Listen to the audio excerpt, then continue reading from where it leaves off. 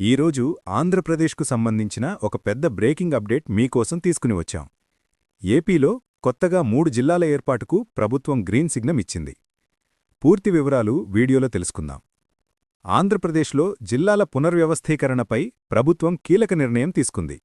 కొత్తగా మార్కాపురం, మదనపల్లె, అలాగే రంపచోడవరం కేంద్రంగా పోలవరం జిల్లాలను ఏర్పాటు చేయడానికి సీఎం చంద్రబాబు ఆమోదం తెలిపారు. మంత్రివర్గ ఉపసంఘం సమర్పించిన నివేదికను పరిశీలించిన అనంతరం ప్రభుత్వం ఈ నిర్ణయం తీసుకున్నట్లు సమాచారం. కొత్త జిల్లాలతో పాటు మొత్తంగా 5 కొత్త రెవెన్యూ డివిజన్లు కూడా ఏర్పాటు చేస్తున్నారు.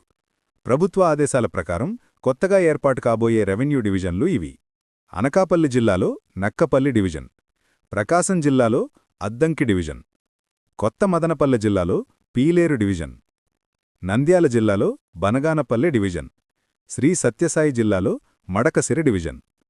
ఇక మండలాల విషయానికి వస్తే కర్నూలు జిల్లాలోని పెద్ద హరివనంను కొత్త మండలంగా ఏర్పాటు చేయబోతున్నారు. అదేవిధంగా ఆదోని మండలాన్ని విభజించి మరో కొత్త మండలాన్ని సృష్టించేందుకు ప్రభుత్వం నిర్ణయం తీసుకుంది.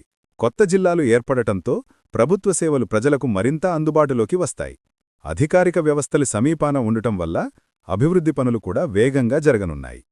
మొత్తానికి ఏపీ భౌగోళిక పరిపాలనా వ్యవస్థలో ఇదొక పెద్ద మార్పు. ఈ నిర్ణయం గురించి మీ అభిప్రాయమేమిటో కామెంట్లో తప్పక చెప్పండి. వీడియో నచ్చితే లైక్, షేర్, ఇంకా ఇలా జెన్యూన్ అప్డేట్స్ కోసం మా ఛానల్ను సబ్స్క్రైబ్ చేయండి. మళ్ళీ ఒక ఆసక్తికరమైన టాపిక్తో కలుద్దాం.